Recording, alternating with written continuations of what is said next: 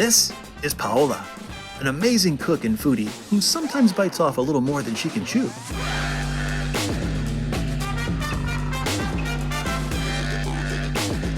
This is Slade.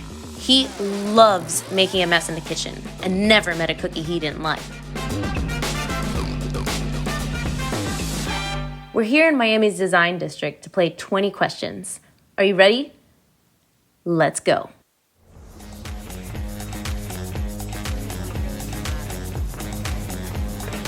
This is Paola. I just took. What are they doing back there? Is it a jackhammer? What's going on? So where do you go for inspiration now? The internet. Yeah, I like back in the day, I would come home from school and I would turn on the Food Network and it would be like Ina or Giada, Tyler Florence, Bobby Flay, and that's kind of like where I would get my inspiration from. I would see them cooking a dish and I'd be like, oh my God, I gotta make that. But of course, we didn't have Pinterest and Instagram and all these pages back then. But now, I get it from the internet. Anything that I see on Instagram or anything that I see on Pinterest that kind of piques my interest, maybe something I can put my own twist on, that's usually where I go to get inspired for sure. A lot of people don't like those food recipe sites, blog sites, where they have the big long stories before the recipes, I love those stories. So that's where I go for inspiration. That's where I go for recipes, and I like to hear, I want to know the history behind the food. A food has an unusual name, like spotted dick, for instance. Funny name, but the whole history of it and how it all came together in England is just it's really cool. So I like learning the history of things, and so I go to blog sites, I go to YouTube. I love watching cooking videos. I would make fun of my kids and say, "Why are you watching other kids play video games?" And they said, "Well, Dad, why do you watch other guys cook food?" I'm like, "Oh, okay, it makes sense." My favorite is the jump to recipe button. As soon as I see it, I just click it. If you see jump to recipe, then you go right down. I'm going in for the whole journey. What's your process for coming up with a new recipe? A new recipe, I will start with, like, sometimes I'll just get an inspiration by something I see in the grocery store. And I'll say, what can I do with that? And I'll look for recipes and I'll try to combine things. I'll try to combine things and make something new. Or I'll follow a favorite chef and say, how did he do it? How did she do it? And then say, okay, how can I make it my own? Because that's, and there's no real pride of authorship in recipes for me. It's just, hey, what works and what can I add to it and how can I make it fun? Then when I find something really special, it's like, I want to share this with everybody, and say, hey, this is what I think makes this particular thing special. This is what I do, and this is how I think it affects it, like this spice or this ingredient. And it's just a big process of discovery and a lot of trial and error. Speaking of guilty pleasures, what's your ideal fast food order? Okay. I know I'm gonna get a lot of shit for this, but I really, really like Taco Bell. And I know a lot of people don't like Taco Bell. I have an obsession with chalupas. So I would for sure start with, they have what's called a cheese roll-up. It's not on the menu, but it's literally a tortilla of melted cheese, and you put their hot sauce on it, and it's just comforting, cheesy, gooey perfection. So I would start with a cheese roll-up. I would go to a chicken or beef chalupa supreme.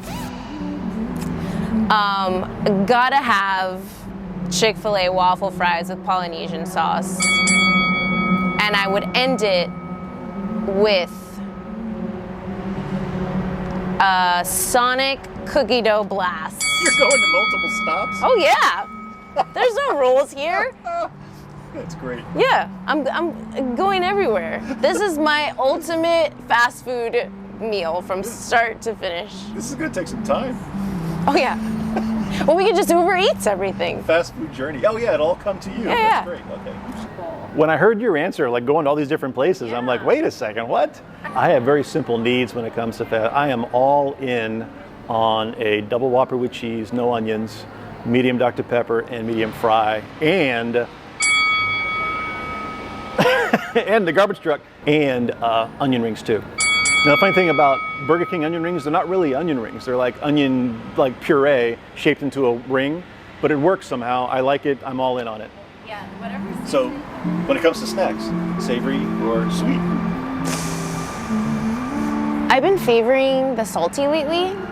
And my go-to snack at the moment is either going to be the everything but the bagel seasoning pretzel thins from Trader Joe's, or the almond butter filled pretzels from Trader Joe's. We've been hitting those pretty hard these past couple of months. When I was younger, I was sweet. Now I'm all about savory. Like even the Gardettos, like munch, you know, the It's like a bar the bar mix, yeah. So I go crazy over that stuff. Popcorn, butter or no butter? No butter. Your fingers get all greasy. It's just, and then the popcorn itself sometimes gets soggy. I just can't. It's not even like real butter. I don't know what it is that they're pumping on. Just leave my popcorn alone. I'm a popcorn fanatic. I don't eat popcorn like a lady. Okay, I'm going fistfuls, and I have my own bag. I don't share. This is my time. Again, when I was younger, butter it up. I'm all about the butter. Nowadays, no butter. Who needs the mess? Yeah. All right, so Thanksgiving meal. What's the favorite item in a Thanksgiving meal? And of course, it can't be the turkey. No, actually, to be honest with you, the turkey is my least favorite. I'm sorry, people. No, it's all about the sides, and it's a tie. It's gonna have to be a tie between the stuffing and the sweet potato casserole. Those are the two loves of my life. And honestly, sometimes I combine them. I do like a little bit of stuffing on my fork, and then a little bit of the sweet potato together. That sweet and savory.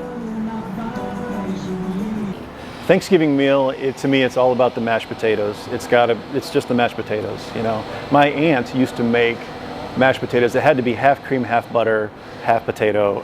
They were so good. And ever since then, I've been obsessed with the potatoes. So, and I don't even care how you make them, so long as they're interesting. That's all. I'd love to try potatoes. That's my favorite part of the meal. Gravy or no gravy? Gravy, yes. I'll put gravy. Hopefully it's good gravy, but I'll put it on everything, the whole plate. All right. Herb came to mind. It was like the first. What spice is your spice? go-to? I really like smoked paprika, and I really like cumin. I cook with a lot of cumin. I love cumin. I just think that it adds this earthiness to everything, and like I put it in guacamole or soups, cream soups, and it doesn't go with everything, but it always adds an extra depth for me. I just love cumin. Who's the person that you've never met but has taught you the most about cooking? Ina Garten. Really? I've never met her, but I watched her shows religiously every day after school. I love that woman. It's on my bucket list to just travel to the Hamptons and just wander around until I bump into her. It's gotta happen. It's bound to happen. It will happen. It will happen. We'll put it out into the universe that one day I will meet Ina Garten, the queen. I love her so much. Probably Chef John Michkowitz. I'm not going to say his last name correctly, but Chef John from Food Wishes.